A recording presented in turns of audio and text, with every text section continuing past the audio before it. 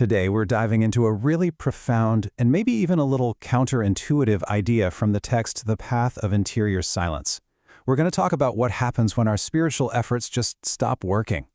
We'll explore how to find a deeper connection, especially when all the usual methods seem to be failing us. Have you ever been there? You're putting in the work, you pray, you meditate, you do all the things, but you just hit a wall. It feels like you're going through the motions, and that connection you're looking for just feels miles away. If you've ever felt that kind of spiritual dryness, then this is for you. So the source material gives us this 5-stage path to walk through. We're going to start with the misguided search, then look at the surprising value of dryness. After that, we'll dive into the power of silence, understand the gift of surrender, and finally, see what it means to get to a place of living by faith alone. All right, so let's jump right in with a pretty challenging idea.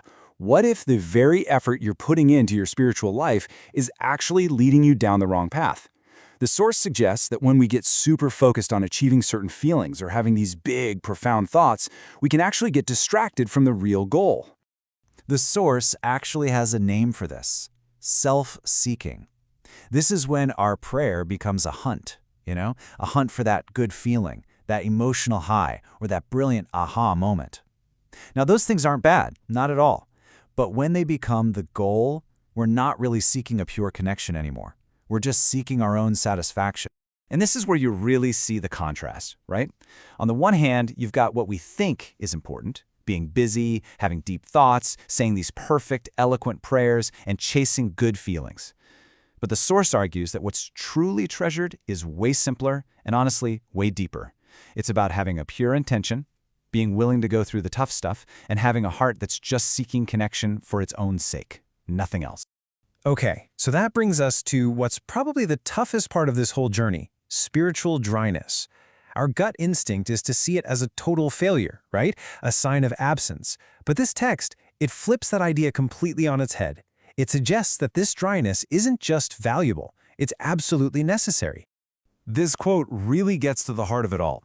It reframes those empty periods not as failure, but as a vital part of the process, like a crucible that purifies why we're doing this in the first place. And the instruction here is pretty radical. Don't fight the feeling of dryness. Just endure it with faith. So here's the crucial point. When all those good feelings and brilliant thoughts get stripped away, what's left? Well, it's just you. And in that feeling of emptiness, we're finally forced to stop relying on our own emotional and intellectual horsepower. It creates a space where we can be filled by something beyond ourselves. See, dryness isn't a wall, it's a doorway. So, okay, if we're not supposed to be chasing feelings or fighting off the dryness, then what in the world are we supposed to do? Well, the text proposes a very specific practice: interior silence. This is how we start to build a totally new foundation. And this isn't some empty, zoned-out kind of silence. No, it's an active state of trust. It starts with the conscious choice to just surrender. You don't have to feel a presence, you just have to believe you are in it and then stay there. And when your mind wanders, and trust me, it will, you don't fight the thoughts. You just gently use that quiet state to let them pass on by. It's a practice of being, not of doing. And this all really builds up to the core mindset of this whole path: surrender. But what does that even mean in practice? The text uses this beautiful analogy to make the concept totally clear. The source material uses this powerful analogy to explain it. Just imagine giving a precious jewel to a dear friend. The act of giving it, that's the key moment. After you've given the jewel, your only job is to let your friend keep it. You don't stand there reminding them over and over, "Hey, I gave you this jewel," and you certainly don't try to snatch it back. And that is surrender. Our act of entrusting ourselves is the gift. Our ongoing practice isn't about repeating the act of giving. It's about choosing not to take that gift back through all our worry and our striving and our second-guessing. We just let the gift be kept. So, what's the end game here? Where does this all lead? It leads to a state the source calls living by faith alone. And this is not about constant mental gymnastics to convince yourself you believe. It's something way more fundamental, way more integrated into who you are.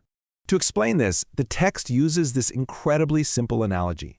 A mountain doesn't have to go around saying, "I am a mountain." Its very existence is its own proof. It simply is. It's the same idea with people, right? A married person doesn't need to repeat, "I am married" all day long to make it true. Their life, their actions, they already reflect that reality. It's a fundamental part of who they are, not just some thought they have to keep thinking. And that right there is the destination of this path.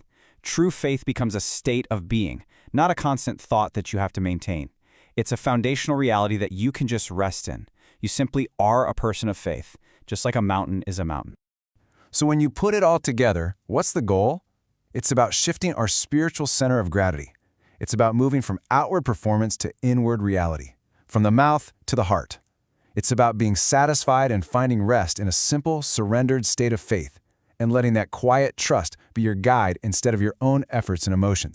So I'll just leave you with this one question to think about. We usually think of prayer as adding something, more words, more thoughts, more effort. But what if the deepest, most profound spiritual move we could ever make is one of subtraction, of letting go, of just creating a silent, empty space to be filled? For more spiritual resources, visit lokaken.ai.